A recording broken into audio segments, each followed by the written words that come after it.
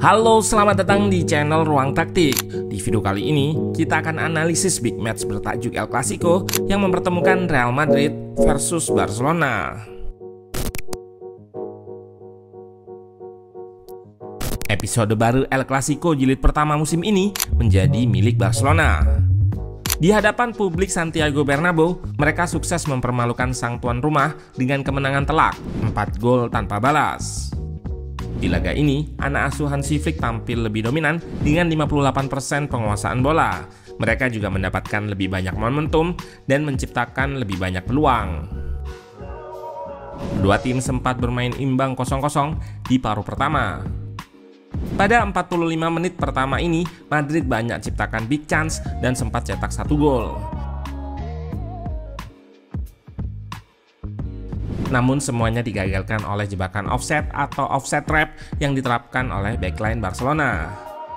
Iñaki Peña juga menunjukkan kemampuan shot stoppingnya dalam mengagalkan peluang Madrid. Pada babak kedua, Barca dengan build up vertikal dan lini depan yang cair berhasil membuat pertahanan Madrid terlihat kocar-kacir. Tuan rumah pun harus rela gawangnya dibobol 4 kali. 2 gol cepat diciptakan oleh Lewandowski di menit 54 dan 56. Lalu 2 gol tambahan Barcelona yang semakin membenamkan Madrid hasil dari keberhasilan mereka mengekspos kelemahan sisi kanan pertahanannya.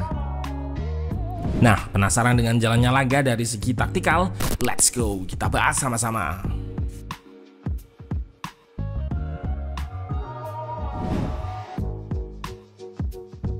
Madrid bersama pelatih Carlo Ancelotti turun dengan formasi 4-4-2.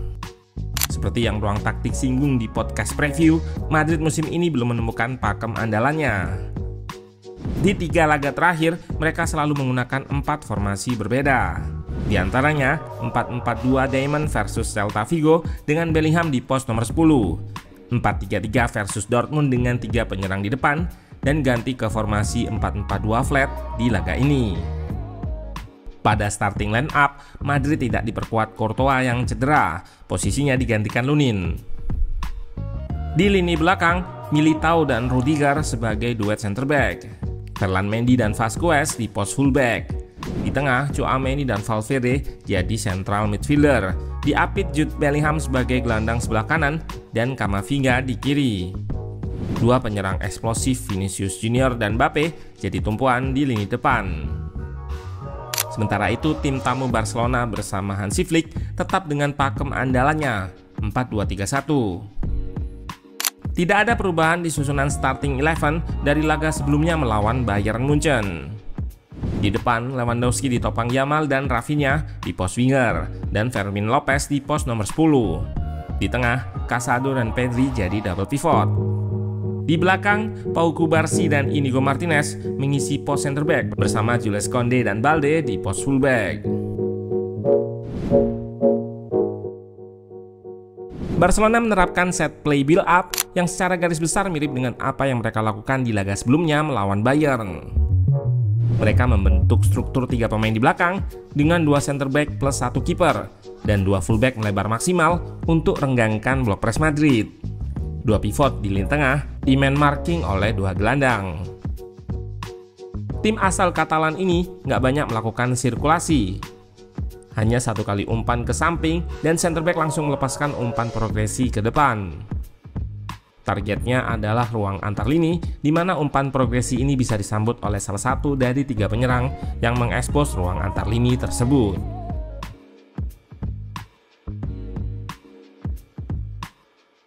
Di klip ini terlihat bagaimana set play build up vertikal Barcelona ini bisa menghasilkan peluang.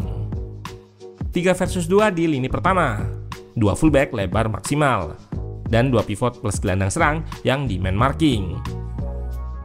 Cubarsí langsung lepaskan umpan progresi kepada Lewandowski yang turun ke ruang antar lini. Penyerang nomor punggung 9 ini langsung flick bola kepada Yamal yang melakukan run in behind. Namun peluang ini masih bisa digagalkan oleh kiper Madrid, Andriy Lunin. Selain progresi langsung ke depan, di laga ini Barcelona cukup leluasa untuk mengakses 3 gelandangnya di tengah. Mereka bisa menerapkan overload terhadap 2 gelandang Madrid, 3 versus 2. Selain itu, blok press Madrid yang start dengan medium block juga seringkali terlalu soft dalam menghadapi build up Barca. Di beberapa klip ini, terlihat bagaimana gelandang-gelandang Barcelona bisa cukup leluasa menerima umpan, menguasai bola, balik badan, dan memprogresikan bola ke pemain di depan. Blok press Real Madrid yang terlalu soft dan kurang intensitas inilah yang jadi salah satu faktor mereka banyak kebobolan di babak kedua. Saat bertahan, Barcelona juga start dengan medium block.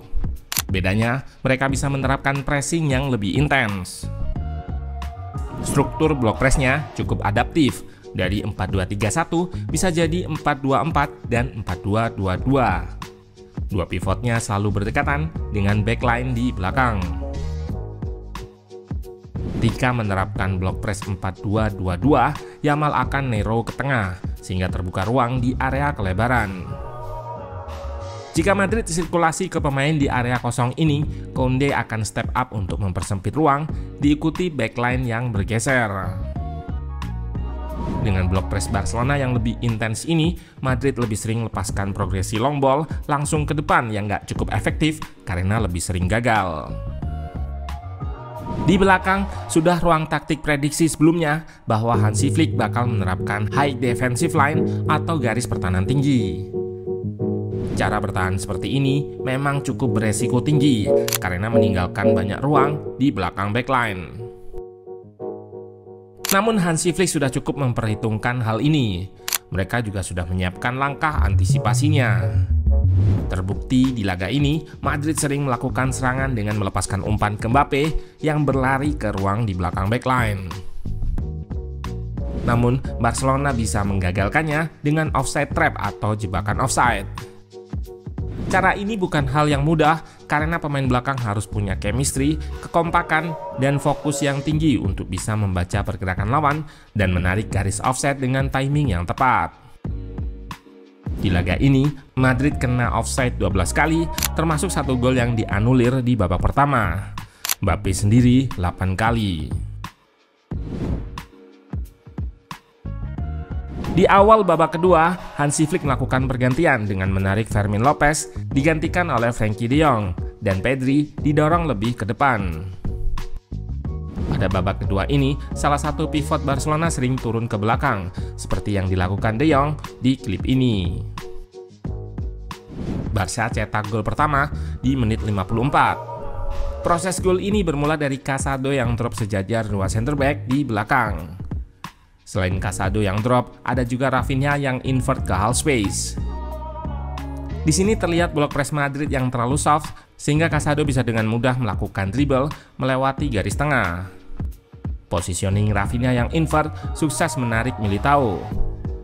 Lewandowski lepas dari marking Vasquez yang menerapkan offset trap tapi gagal karena Mendy masih menggantung. Menerima assist visioner dari Casado, Lewandowski berhasil melakukan finishing klinis untuk buka keunggulan Barcelona 1-0. Hanya berselang 2 menit, Barcelona gandakan keunggulan. Kembali terlihat lini tengah Madrid yang terlalu soft, sehingga De Jong bisa nyaman kuasai bola. Terlihat pula Rafinha yang invert dan berhasil menarik Vasquez mengikutinya. Ruang kosong di area kelebaran diekspos oleh Balde yang melakukan overlap. Bellingham terlambat untuk melakukan cover. Balde punya kesempatan lepaskan crossing ke Lewandowski yang berdiri di antara dua center back Madrid. Tandukan akurat 2-0. Gol ketiga dan keempat Barcelona hasil dari permainan direct mereka.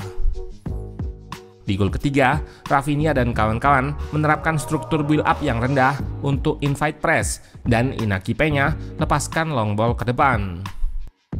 Rudiger dan Levy melakukan duel. Bola lepas dan berhasil dikuasai Rafinha yang menang 1 versus 1 menghadapi Vasquez.